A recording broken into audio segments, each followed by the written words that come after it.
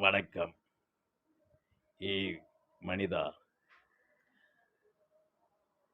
உனக்கு ஏன் இந்த ஆணவம்?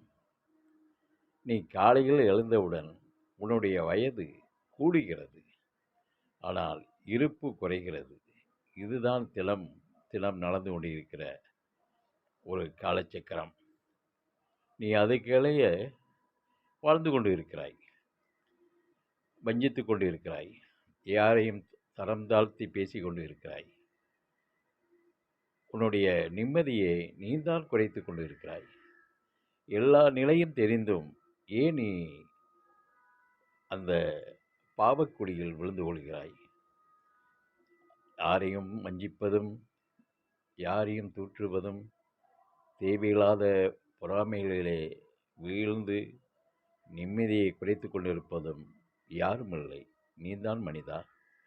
ஒவ்வொரு மனிதனும் தன்னுடைய இருப்பையும் தன்னுடைய நிலையும் உணர்ந்தால் நிச்சயமாக யாரையும் தீங்கிழைக்காது இந்த உலகத்திலேயே இன்பமாக வாழ்ந்து இன்பமாக செல்ல எத்தனையோ வழிகள், எத்தனையோ நிலைகள் உன் கையில் தான் இருக்கிறது.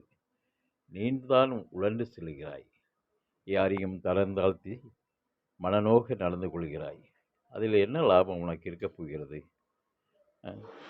உன்னுடைய நிலையில் நீதான் உன்னுடைய பாவ டெபாசிட்டை சேமித்து கொண்டு இருக்கிறாய். நீ எதை சேமிக்கிறாயோ அதை நீ அணிவிக்க வேண்டிய நிலை உன் கையில் தான் இருக்கிறது. நீதான் அணிவிக்கிறாய். இன்பமாக வாழ எத்தனையோ நிலை உன் கை நிலையில், உன் மனநிலையில் தான் இருக்கிறது.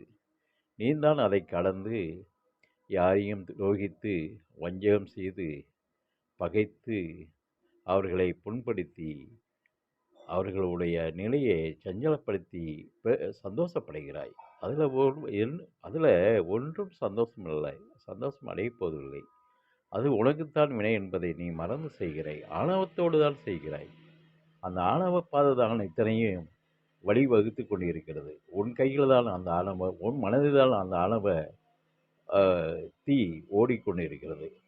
ஆணவத்தை கலக்க வேண்டும், அகந்தையை நீக்க வேண்டும், அன்போடு இருக்க வேண்டும். யாரையும் வஞ்சகம் இல்லாமல் வஞ்சித்து வாழ்ந்தால் நிச்சயமாக நீ எதை விதைக்கிறாயோ அதைத்தான் அறுவடை செய்கிறாய். அன்பை விதை, அன்போடு இரு, யாரையும் புண்படுத்தாதே. இறை இறை நம்பிக்கைதான் வாழ்க்கை. நீ நம்பு இறையை, பிறரையும் நேசி.